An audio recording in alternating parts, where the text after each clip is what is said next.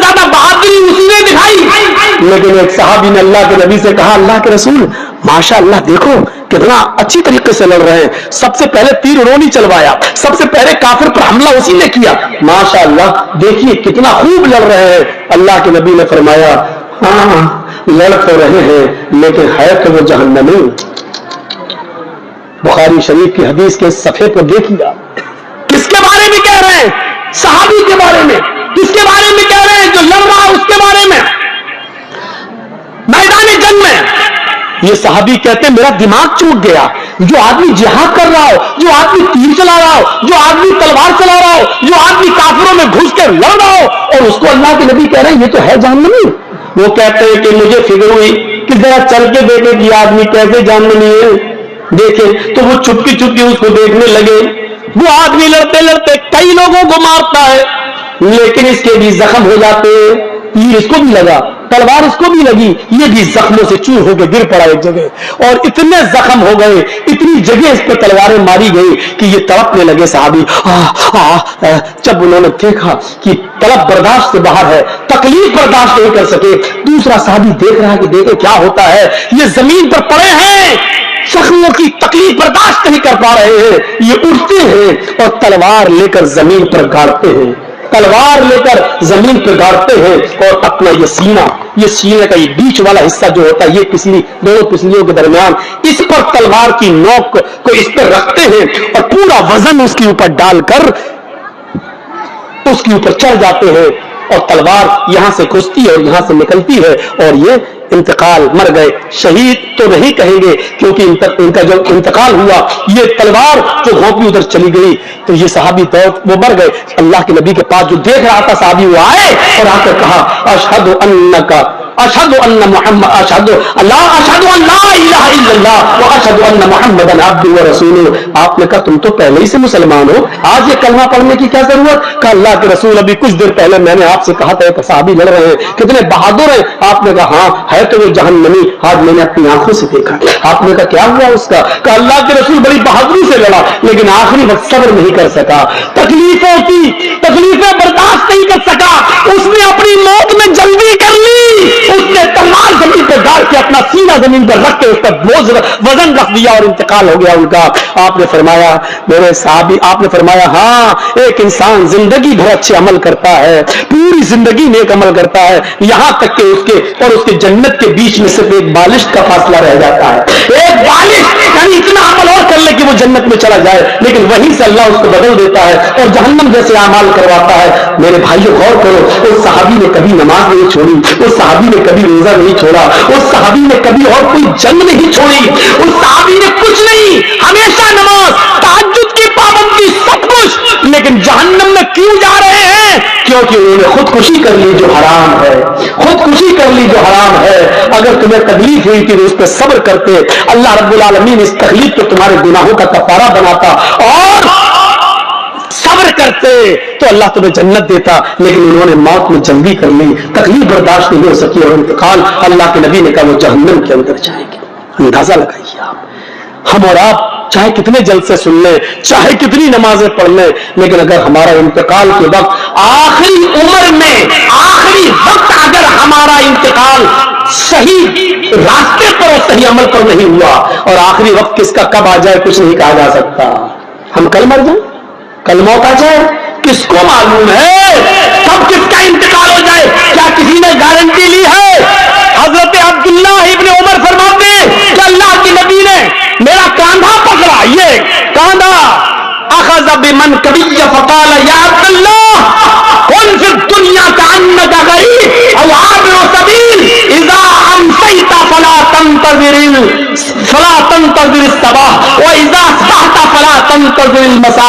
आए अब्दुल्ला, इस दुनिया में मुसाफिर की तरह रहो, जब बिस्तर पर सोने जाओ, जब रात में बिस्तर पर सोने जाओ तो सुबह यह मत सोचना कि हम जिंदा उठेंगे, और जब सुबह उठो तो यह मत सोचना कि शाम को तुम जिंदा रहोगे, और शाम का इंतजार करो, पता नहीं सुबह या शाम तक तुम मुर्दों में लिख के जाओ या जिंदों में लिख के जाओ, क्या मालूम।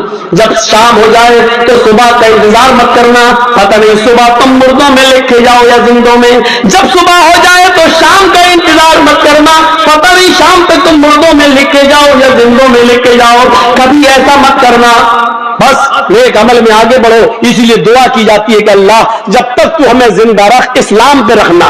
नहीं, इसके बाद भी कही जाती है क्या, ऐ अल्लाह जब तक तू हमें जिंदा रख इस्लाम पे रखना, और जब हमारा खात्मा हो तो ईमान पर हमारा खात्मा फरमाना। सिर्फ ये दुआ मत करना अल्लाह जब तक मैं जिंदा रहूं इस्लाम पे रखना, नहीं, ये दुआ भी शामिल करना कि ऐ अल्लाह जब मेरा इंतकाल हो, मेरा खात्मा हो तो उस वक्त भी हम मोमिन रहे।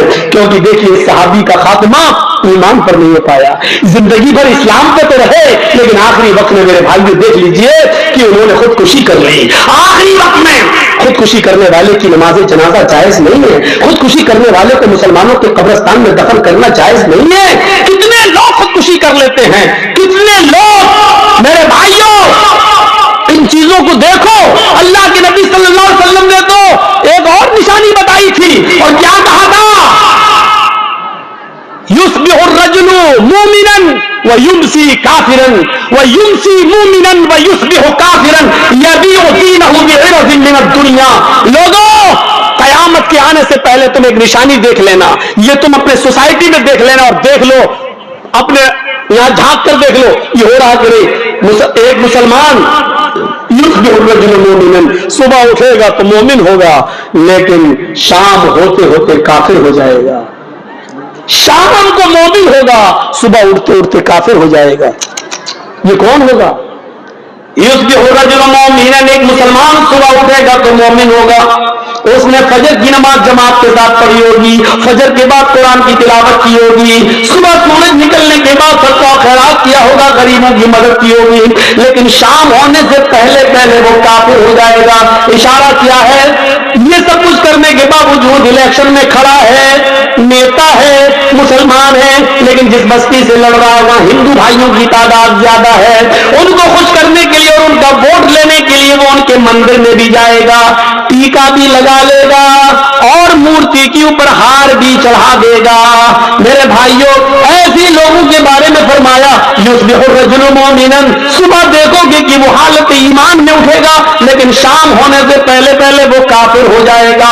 अपनी सोसाइटी पर, अपने समाज में नजर डाल के देखो कि ऐसे कितने लोग मौजूद हैं जो गैर मुस्लिमों का वोट पाने के लिए टीका भी लगा लेते हैं और मूर्तियों पर हार फूल भी चढ़ा देते हैं। हमारे हिंदुस्तान का कानून हमें जबरन मजबूर नहीं करता है, हमारे इंडिया का लॉ ये कहता है कि आप मुसलमान हैं, आप इस्लाम पर खूब जोर से अमल कीजिए, लेकिन आप हिंदू धर्म को या किसी भी धर्म को बुरा मत कहिए। जो आदमी हिंदू है वो अपने धर्म पर खूब कायम रहे, मजबूत रहे, लेकिन वो इस्लाम को बुरा न कहे।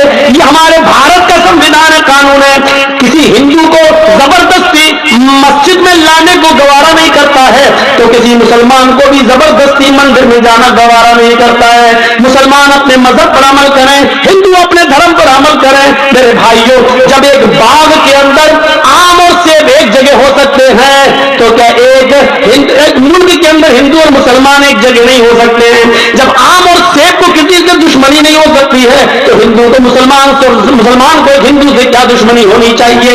अब आप सोचिए और समझिए कि आज हमारे समाज में क्या हो रहा है, हम किस तरफ जा रहे हैं, हमारा इस्लाम के साथ उठना बैठना कैसे होना चाहिए। मैंने आज अमला अबारी के प्रोग्राम में मैंने मिसाल दी थी। आप क्या समझते हैं? ये बिजली का खंभा है मान लो, और आम के पेड़ लगा हुआ आपके बगल में, और हवा चली, दो चार पत्ते टूटे और आम के पेड़ पे चिपक गए, ये बिजली के खंभे पे चिपक गए, तो आप क्या समझ, ये बिजली का खंभा जिस पे आम के 10 पत्ते चिपक गए, तो क्या ये बिजली का खंभा आम का पेड़ हो जाएगा? ये आम का पेड़ है, चलो मान लो, ये बिजली का खंभा है, एक मिसाल, और ये आम का पेड़ लगा है, और हवा चली, आम के पत्ते टूटते हैं और बिजली के खंभे पे चिपक जाते हैं। 10, 15, 20 पत्ते टूटे और पेड़ पे चिपक गए, खंभे पे चिपक गए, तो देखने वाला क्या है, बिजली के खंभे पे आम के पत्ते, तो क्या वो बिजली के खंभे को आम का पेड़ कहना शुरू कर देगा? और जो बिजली के खंभे को आम का पेड़ कहे वो बेवकूफ है कि नहीं? क्यों? अरे चंद पत्ते टूट कर उस पर चिपक गए तो बिजली का खंभा आम का पेड़ कैसे हो सकता है? तो यही तो मैं आपसे पूछ रहा हूं, चंद नमाजें पढ़ ली, चंद रोजे रख लिए, तो आप पक्के मुसलमान कैसे हो सकते हैं? जब